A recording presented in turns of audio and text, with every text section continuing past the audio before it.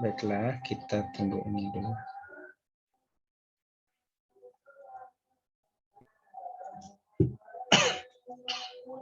Baik.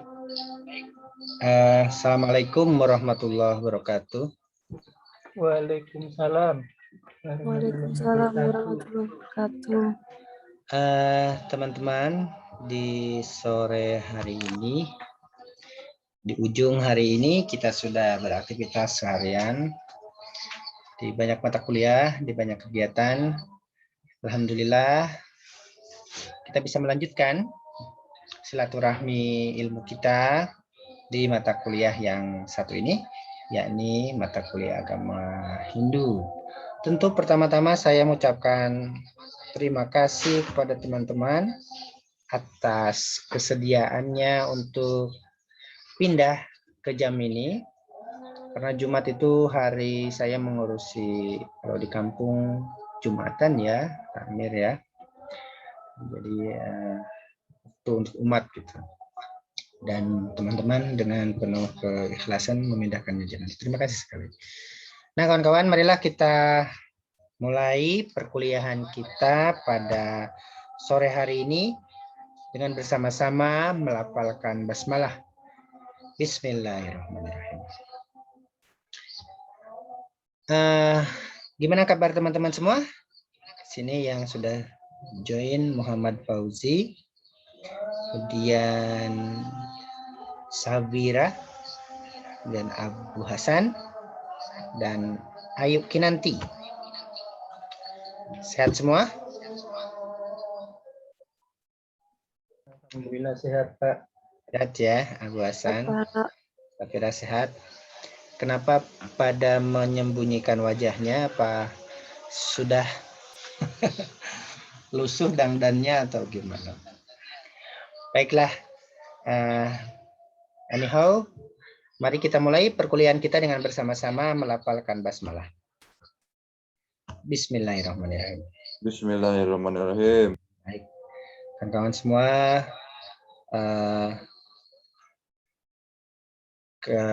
pertama-tama sudah tadi syukur, kemudian sholawat kepada Nabi Muhammad SAW, dan rasa bahagia saya bisa ketemu dengan kawan-kawan semua di mata kuliah ini pada kesempatan ini di waktu ini. Insya Allah kita akan belajar bersama dan saya akan mengampunya. Yang ambil mata kuliah agama Buddha harap bersabar ya menunggu informasi prodi karena itu bukan keahlian saya dan bentrok lah gitu. Dulu memang pernah ngajar tapi prodi sudah mengatakan sudah mau diganti. Nah teman-teman, tidak usah lama-lama karena ini pertemuan pertama, kita overview saja. Teman-teman semua sudah lulus di mata kuliah sejarah agama-agama? Halo? Sudah, Pak. Fauzi lulus ya. Yang lain? Sudah, Pak. Sudah ya, Ayu sudah, Pak Rahman sudah ya. Muhammad Nur Ma'ruf sudah ya, bersama Pak Ahmad Singgi ya. Beliau sekarang sudah pensiun, sudah purna. Jadi banyak mata kuliah beliau yang belum jelas siapa yang ngampu.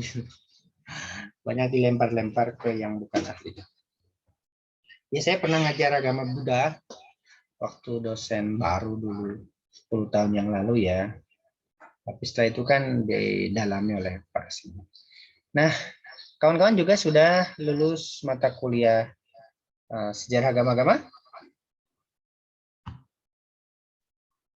Selain agama-agama dunia, ada sejarah agama-agama. Sudah lulus semua ya? Sudah ngambil lah? Oke. Sudah. Baik. Dari sekian agama-agama yang teman-teman pelajari itu, kawan-kawan semua, agama apa yang paling kompleks, paling sulit dipelajari? Pengalaman teman-teman. Kan ada agama Kristen, agama Katolik, ada agama Buddha, ada agama Hindu, mungkin agama Sikh, ada agama Konghucu, agama Tao, agama Shinto, dan lain-lain. Ya, dari semua itu agama apa yang paling rumit atau lebih rumit, lebih sulit dari agama-agama yang lain? Kalau Fauzi, kita kuliah apa Fauzi? Kristen, Pak. Kristen Ya. Katolik. Katolik. Kristen, Protestan. Pokoknya Oke. Kristen, Pak. Menurut Kristen saya, Pak. ya. Nah, Kristen ya. Terutama di konsep ketuhanan ya. Oke. Nah, ya Pak, Trinitas itu, Pak. Tritunggal atau Trinitas. Mereka aja bingung ya. Mereka percaya gitu. Tidak melogikannya, tapi mengimaninya. Farid, apa yang paling sulit? Jangan niru-niru Fauzi. Halo, ada Farid? Ada Pak? Agama apa yang paling kau rasa sulit? Mungkin agama Buddha Pak. Buddha. Kalau Buddha mudah, Farid. Karena tidak ada konsep ketuhanan, semua serba logik kan. Berkata benar, pikiran benar. Oke, tapi itu yang Anda rasakan. Ridwanullah, Iya, Pak. agama apa yang kamu anggap paling sulit? Ya Pak, Ya, apa kamu? Menurutmu apa? sama kayak Fauzi Pak, soalnya belum paham tentang Kristen Pak. Oh, iya. Tapi sudah ngambil ya, Ridwan? Kalau agama Kristen belum. Baru sejarah agama-agama ya? Oke. Iya Pak. Baik. Kemudian Abu Arif sudah ya. Kemudian Abu Hasan? Agama Hindu mungkin Pak. Agama Hindu ya. Kenapa Hasan? Saya pernah tanya ke orang yang Hindu masalah ketuhanan. Mereka bilang Tuhan itu Esa. Kan Esa itu tidak lebih dari satu. Tapi ketika saya kayak nonton Mahabharata itu kan banyak dewa-dewa. Nah, itu saya bingung, Pak. Jadi Tuhannya itu yang gimana? Oke, sip. Itu ya. Siapa tadi? Farid ya? Siapa tadi? Arif apa Farid? Abu Hasan. Abu Hasan. Oke, makasih Abu Hasan. Lompat itunya. Oke, saya view aja. Oke, galeri aja. Abu Hasan, sudah. Farid sudah ya. Fikri sudah. Muhammad Nur. Agama apa yang paling sulit pengalaman Anda, Muhammad Nur? Ya, Pak. Udah, Pak, mungkin, Pak. Udah ya? Oke. Shinta, Aulia. Ya, Pak. Ya, apa? Buddha. Udah ya? Ya. Mengapa? Buddha itu gampang sekali. Serba rasional, yang tidak rasional nggak ada dalam agama Buddha kan? Kehidupan akhirat tidak ada. Nah, Tuhan tidak ada didiskusikan ya, karena mentok di nirvana kan, pencerahan. Oke, tapi itu yang Anda rasakan ya. Safira?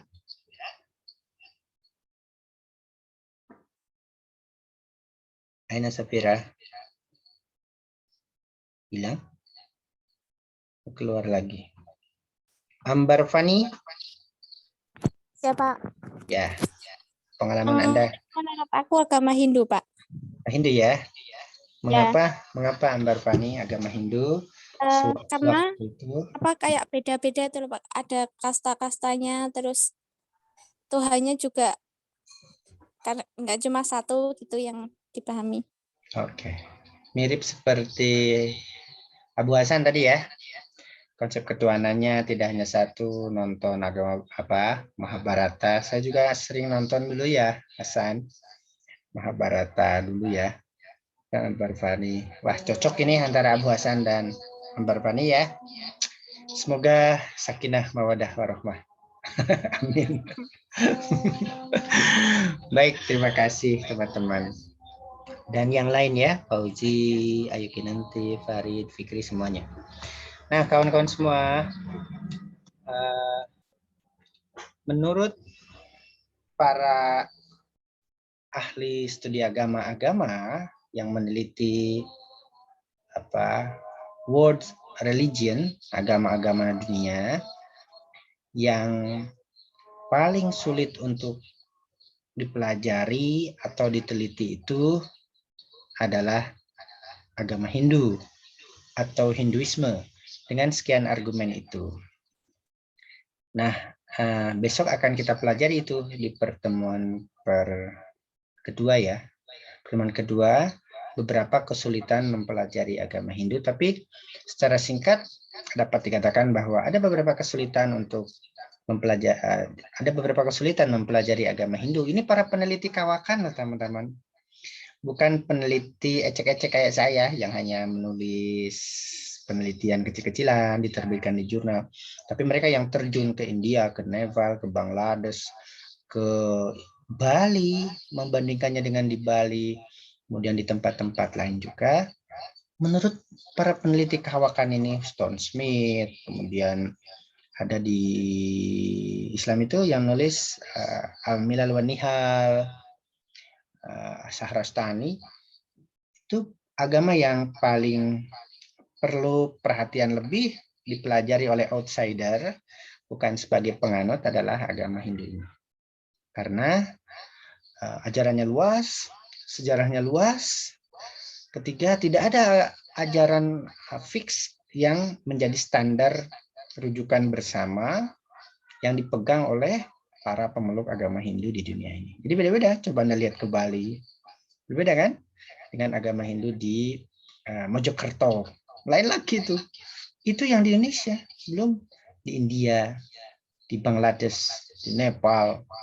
Itu agama Hindu yang sangat berbeda-beda. Kashmir di ujung India bagian atas sudah berbeda lagi. Sebagian di Pakistan kan masih memeluk agama Hindu juga. Nah, kata para peneliti itu ada 3 kata kunci, kawan-kawan, yang harus dikuasai oleh siapapun agar mudah mempelajari agama Hindu ini. Ada 3 keyword,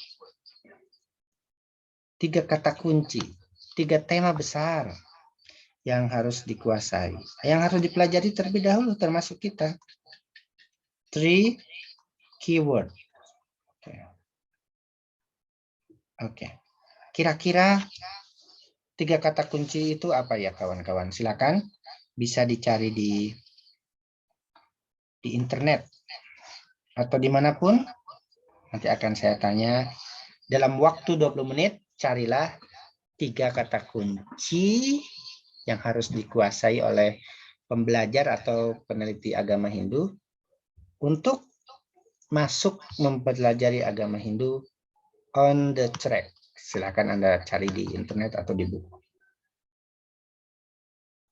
1-2 menit nanti akan saya tagih. Silakan.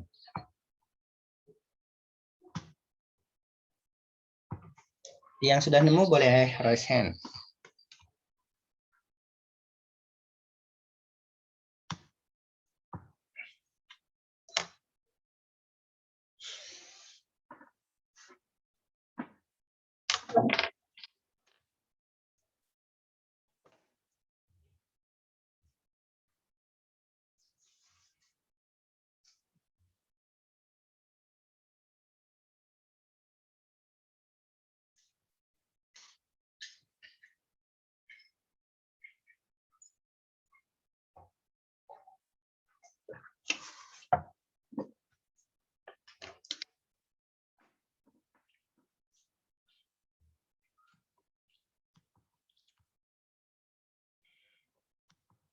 Sudah?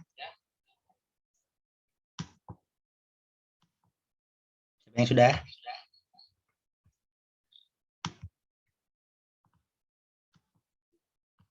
Fauzi sudah?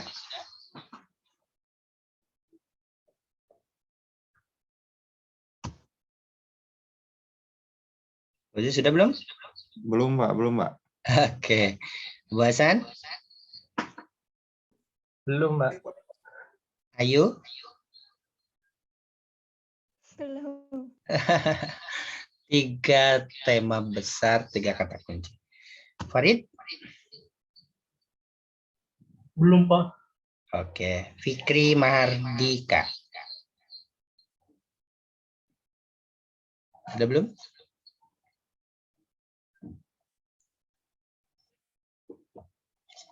Fikri kemana ini? Imami sholat dulu apa gimana? Muhammad Nur Ma'ruf? Belum, Mbak. Nah, sebelum. Ingat-ingat pelajaran dulu. Mata kuliah dengan Pak Singgih. Shinta?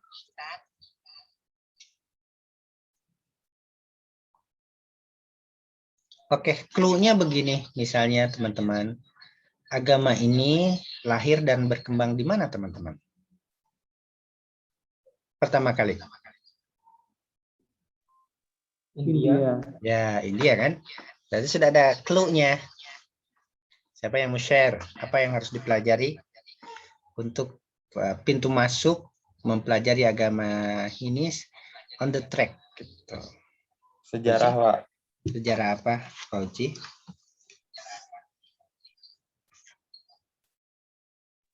Secara muncul mungkin, Pak. Sudah muncul ya? Munculnya agama Hindu, Pak. Oke, sejarah. Sejarah muncul ya, kata Pak Uci. Oke, kasih Pak Uci. Yang lain? Fikri, Ayu, Shinta, Ridwan?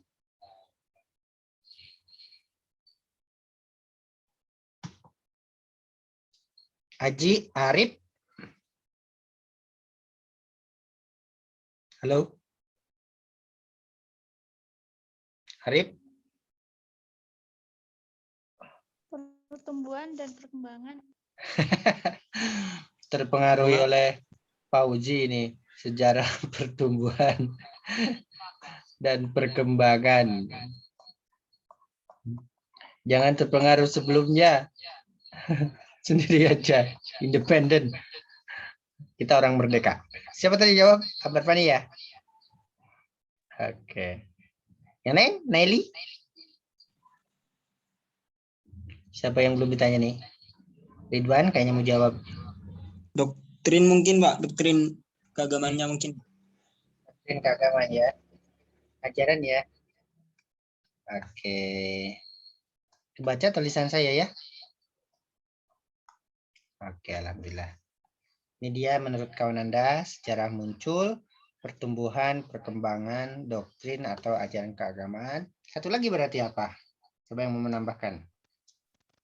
Ritual mungkin, Pak. Ritual ya, Ambar Pani ya. Ritual ya. Oke, karena di agama ini semua berbasis ritual. Semua berbasis selamatan.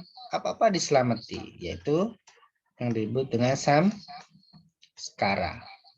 Oke.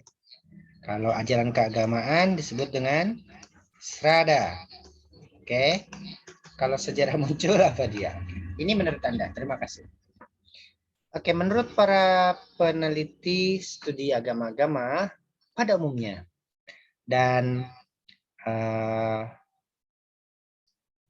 peneliti Hinduisme pada khususnya, 3 tema pokok besar yang harus dipelajari oleh siapapun outsider yang ingin mempelajari agama ini adalah 3. Sebentar, tidak bisa dihapus.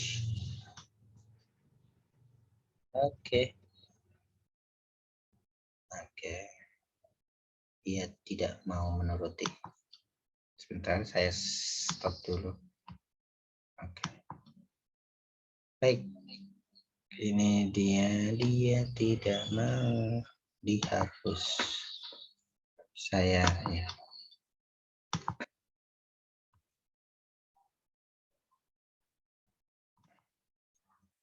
Maaf sedikit. Karena yang tadi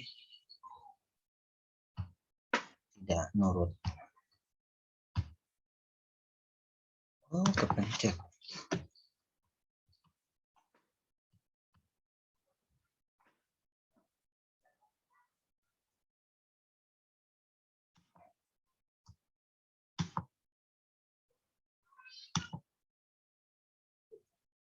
Mohon maaf sebentar.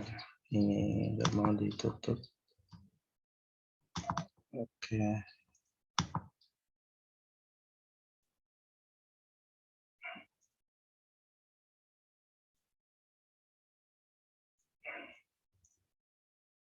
Mohon maaf, setengah menitan proses ini.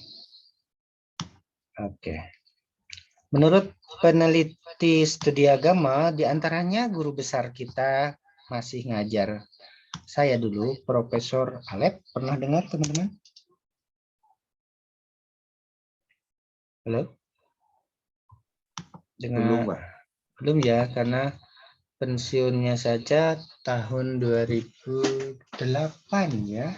Dan sekarang masih sehat kalau di acara-acara asosiasi studi agama. Beliau muncul di situ ya.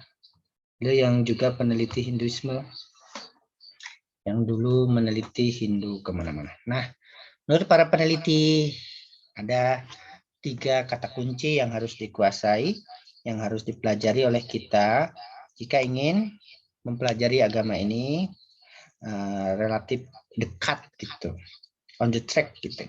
Yang pertama, ini dia, bumi India. Nehi gitu tak?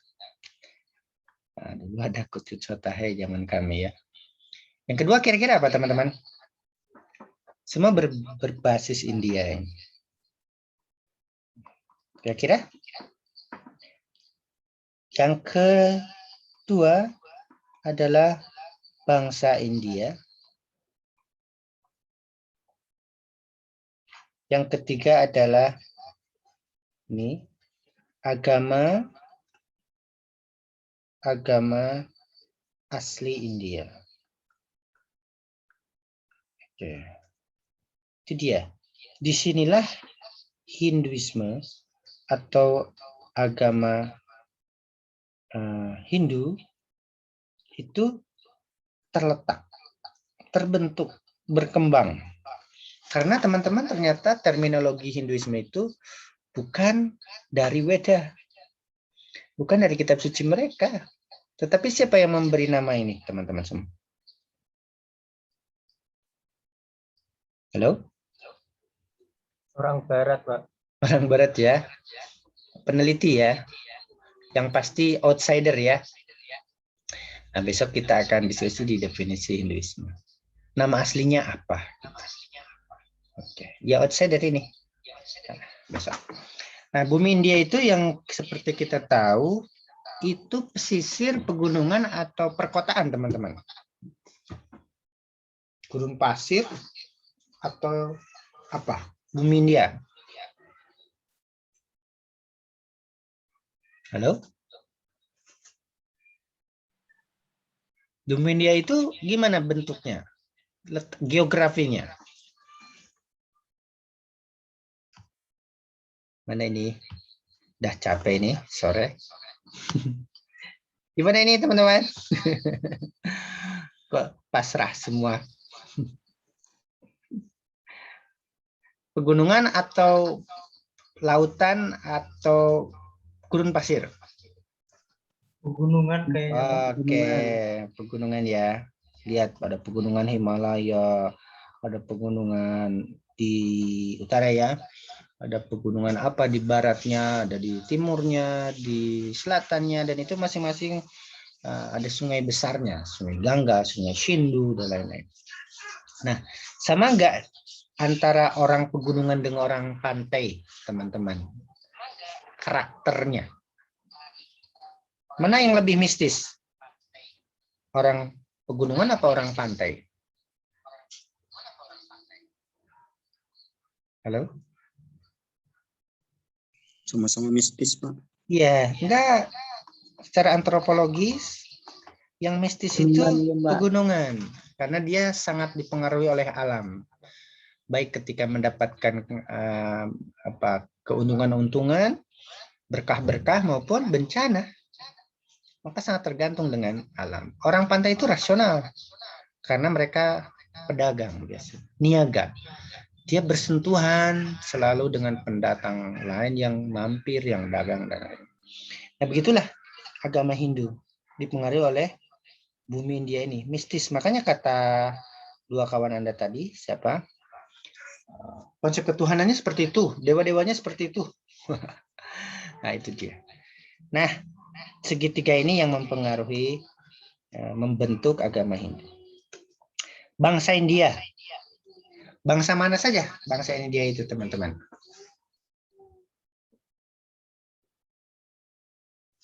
Yang ada di India itu bangsa mana aja, teman-teman? Masih ingat?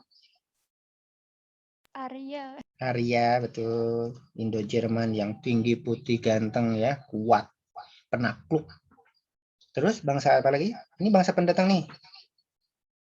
Yang asli ada bangsa Dravida. Betul? Ada bangsa Negrito yang ireng-ireng. Nah, perpaduan ini melahirkan bangsa-bangsa baru ya, perkawinan itu. Nah, yang artis-artis itu, yang di TV itu, yang dari sini ini. Cantik-cantik, yang ganteng-ganteng itu turunan ini. Bukan yang ini.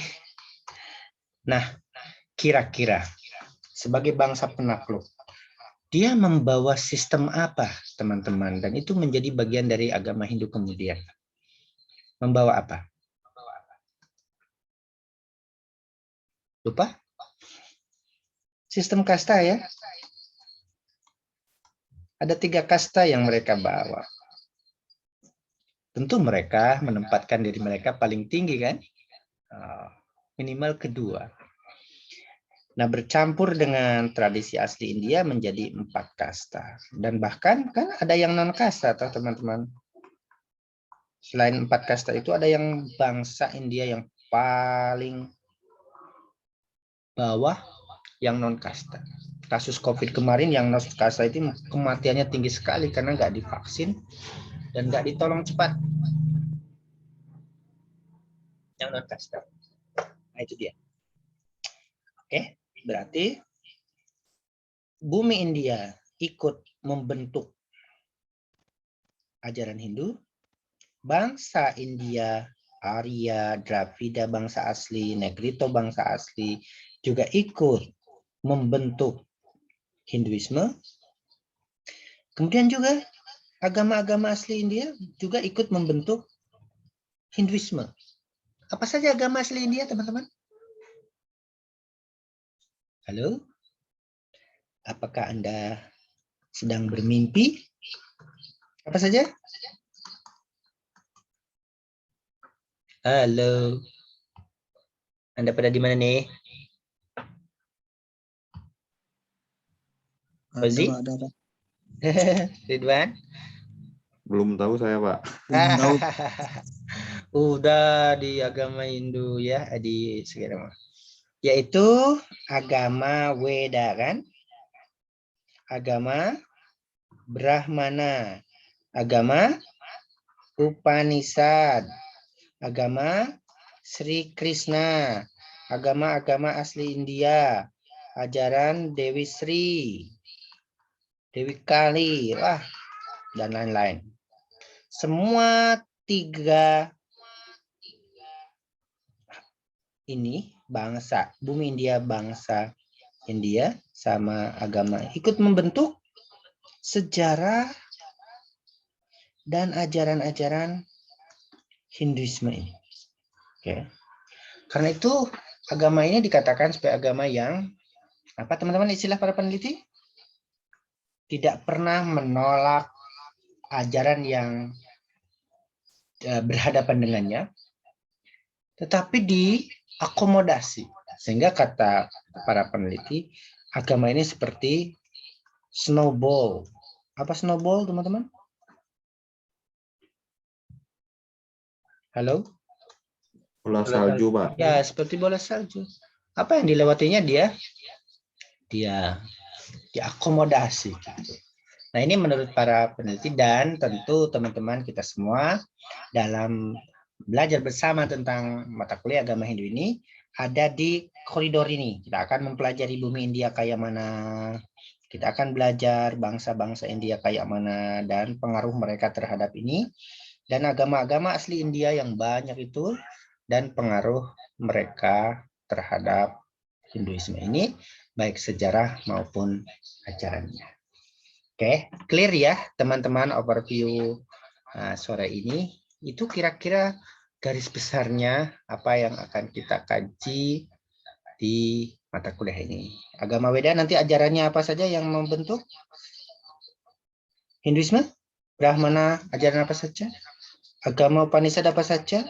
Sri Krishna apa saja dan lain-lain yang bersama-sama membentuk agama Hindu atau Hinduisme ini, yang oleh mereka bukan Hinduisme namanya itu. Tapi nanti kita pelajari di setelah pertemuan-pertemuan itu.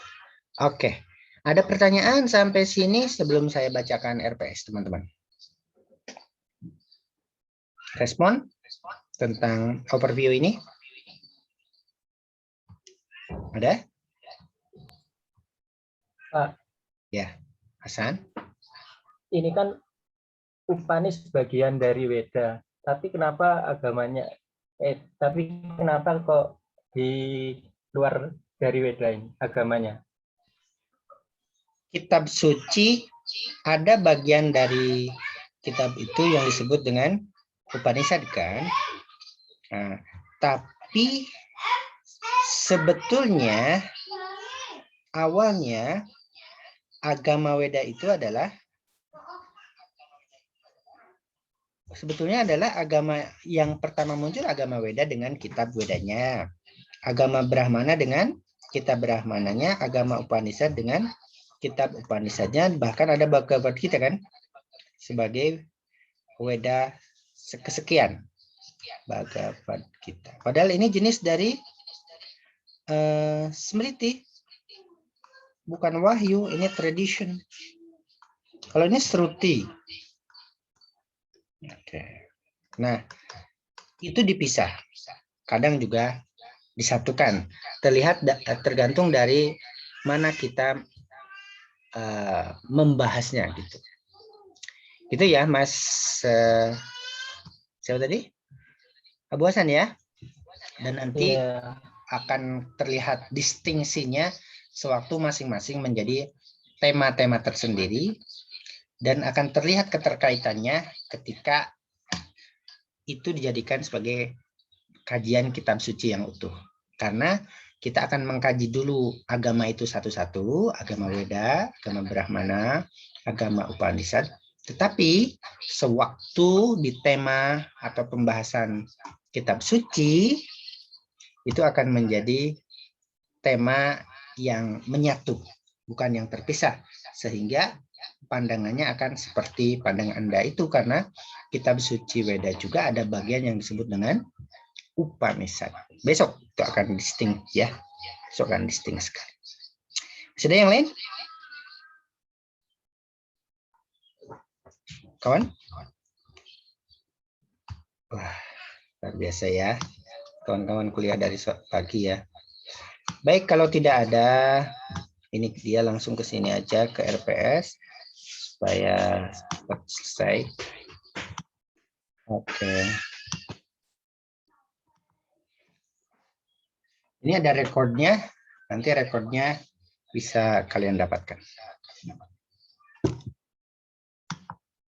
Baik, teman-teman, ini RPS-nya, rencana pembelajaran semester yang sudah disusun, nanti akan dikirim di WAG.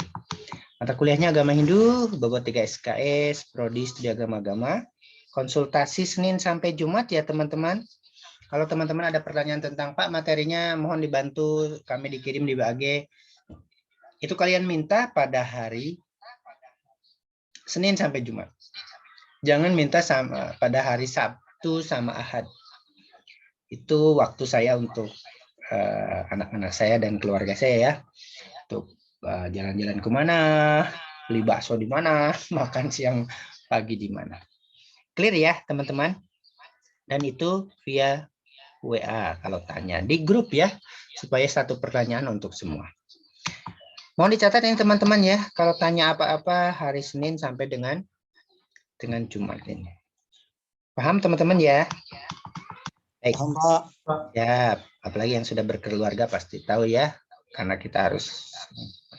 Baik, arti penting mata kuliah Agama Hindu merupakan mata kuliah berbasis riset dan terintegrasi dengan visi keilmuan UIN Sunan Kalijaga yang integratif, interkonektif. Karena itu, sewaktu kita mengkaji atau belajar mata kuliah ini, kita akan mengkajinya dengan perasaan, pikiran terbuka, positif, dan secara akademik.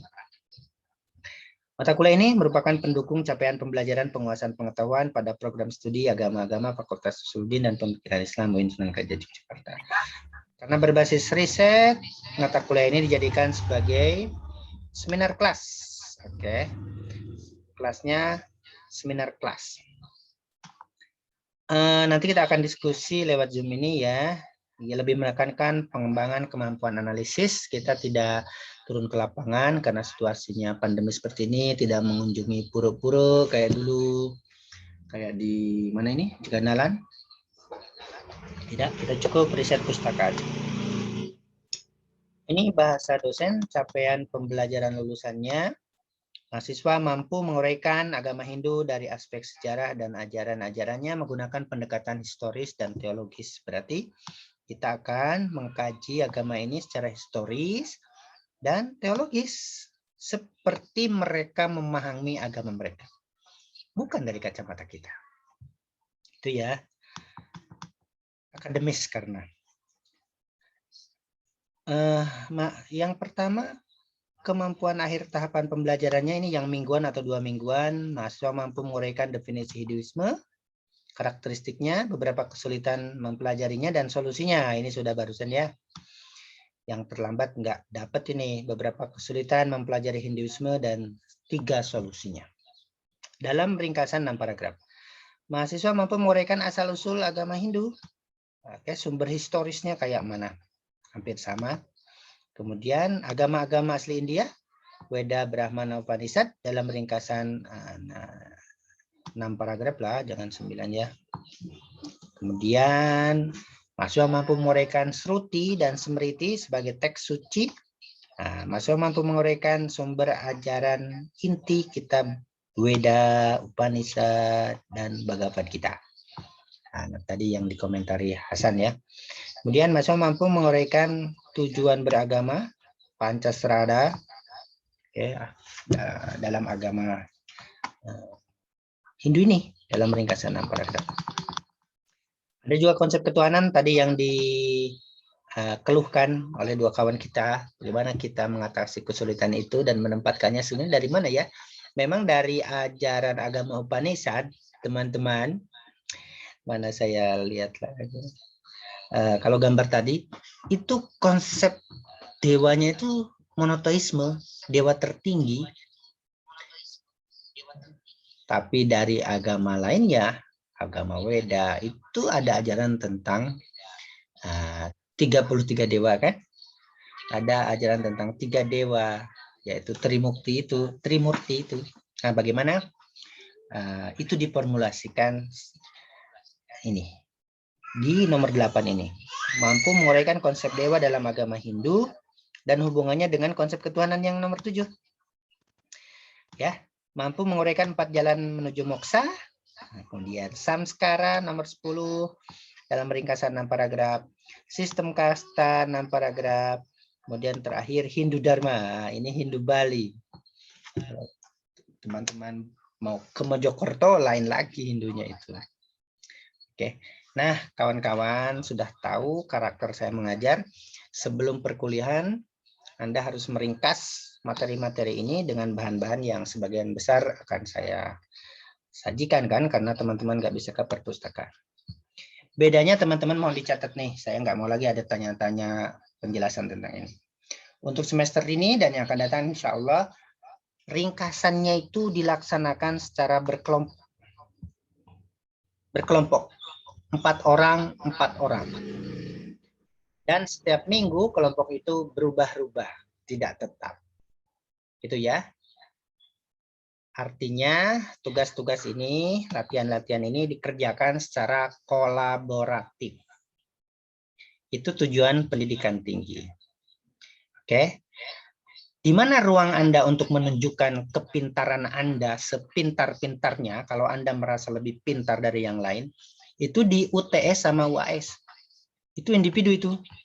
Kalau Anda merasa lebih pintar dari kawannya, ada itu kawan Anda tuh merasa begitu ya, sehingga tidak mau bekerja sama dengan temannya, itu ruang Anda di UTS dan UAS. Ekspresikan, tunjukkan kepintaran Anda di situ. Tapi sewaktu tugas mingguan, Anda kerjakan berempat, berkelompok. Berempat, dan itu berubah. Artinya kepintaran Anda yang pintar-pintar banget tadi itu, kalau tidak bisa bekerja sama dengan 3 kawan yang lainnya, nggak akan lulus mata kuliah saya. Jadi harus cari 3 kawan lain, bekerja sama, kolaborasi. Itu inti penting dari pembelajaran resum mingguan atau 2 mingguan ini. Pastikan Anda, walaupun merasa paling pintar dari teman-teman yang lain, tapi mampu bekerja sama, tidak individualistis. Walaupun ini mata kuliah Hinduisme, tetap soft skill-nya semua harus bisa bekerja sama, berkolaborasi, dan adaptasi dengan 3 teman lainnya. Clear ya, kawan-kawan, tentang tugas ini. Tidak ada pertanyaan lagi tentang tugas-tugas ini. Oke. Saya kira clear. Nah, standarisasinya ini tadi sudah dijelaskan ya. Ini alokasi waktu dan topik-topik, indikatornya. Kemudian buku-bukunya sudah ada, teman-teman, halamannya juga sudah ada di sini. Kemudian ini marojinya, tapi mungkin Anda tidak dapatkan semuanya. Penilaiannya ini, teman-teman. Resum mingguan 80%. Anda sudah lulus tuh dengan resum mingguan 80% tanpa harus ikut UTS UAS. Tetapi kalau ingin sempurna 100, ya kerjakan mingguan yang kelompok ya. Kemudian yang ini yang individu ini. Nah, ada kan tipe dari Anda itu merasa paling pintar di kelasnya tapi tidak mau bekerja sama. Nah, kalau Anda ingin kelihatan pintarnya itu di sini nih. Di UTS sama di UAS ini. Oke. Nah, ini ketentuan resum, ditulis tangan atau ketik, pastikan bisa dibaca orang lain. Ditulis pada kertas folio bergaris kalau ditulis tangan. Kemudian formatnya, tema, nama-nama mahasiswa, isi ya Pak, istri, dan data rujukan. Unsur-unsur isi resum, oke, sesuai dengan indikator yang ada di atas. Pengutipan setiap paragraf dalam resum menggunakan teknik body note atau catatan perut. Demikian teman-teman rencana RPS kita selama 1 semester ini. Nanti akan saya kirim ini di WAG. Kalau ada sesuatu yang ingin ditanyakan, silakan. Mumpung kita belum melangkah jauh, kontrak itu kita sepakati di awal, tidak ada perubahan akad kontrak di tengah. Melanggar kontrak, tidak ikut kontrak, ya tanggung sendirilah. Karena kontrak itu tidak ada perubahan. Oke, silakan. Ada sesuatu yang kurang jelas? Maaf Pak, izin tanya Pak. Ya. Untuk penentuan kelompoknya itu gimana? Ya. Kalau beda-beda. Ridwan ya. Baik Ridwan, bagus sekali pertanyaan Anda. Kalau saya ngajar di psikologi, mereka rada melek IT ya Mas Ridwan. Mereka pakai aplikasi tuh. Bisa langsung acak gitu. Jadi 4 orang.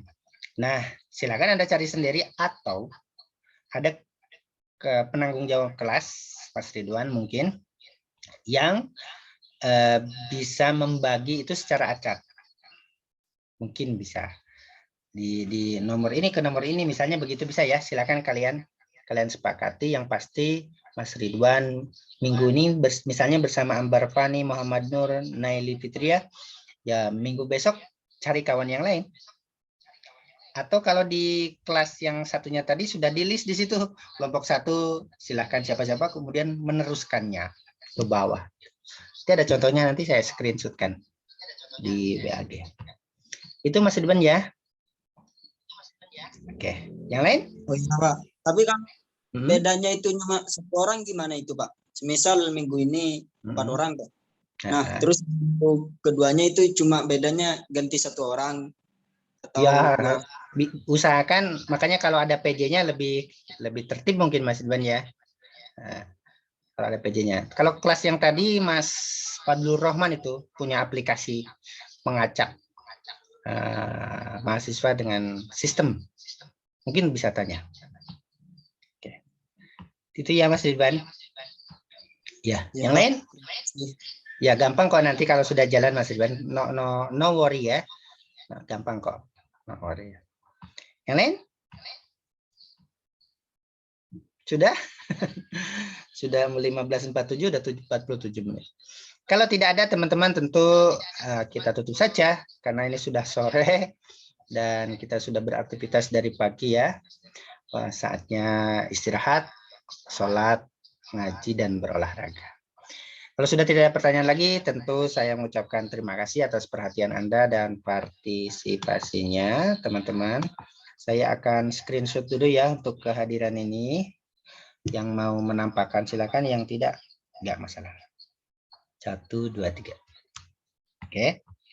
Marilah kita tutup mata kuliah kita pada siang hari ini, sore hari ini ya teman-teman, dengan melafalkan hamdalah.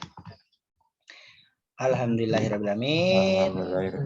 Semoga ada gambaran yang utuh tentang mata kuliah ini. Saya mohon maaf kalau tentu banyak salah, mohon dimaafkan. Jangan ditunda sampai besok. Itu ya. Billahi taufiq wal hidayah, wallahu wal muwaffiq ila aqwamit thoriq, billahi fisabilil haq, fastabiqul khairat. Assalamualaikum warahmatullahi wabarakatuh. Waalaikumsalam. Waalaikumsalam. Waalaikumsalam.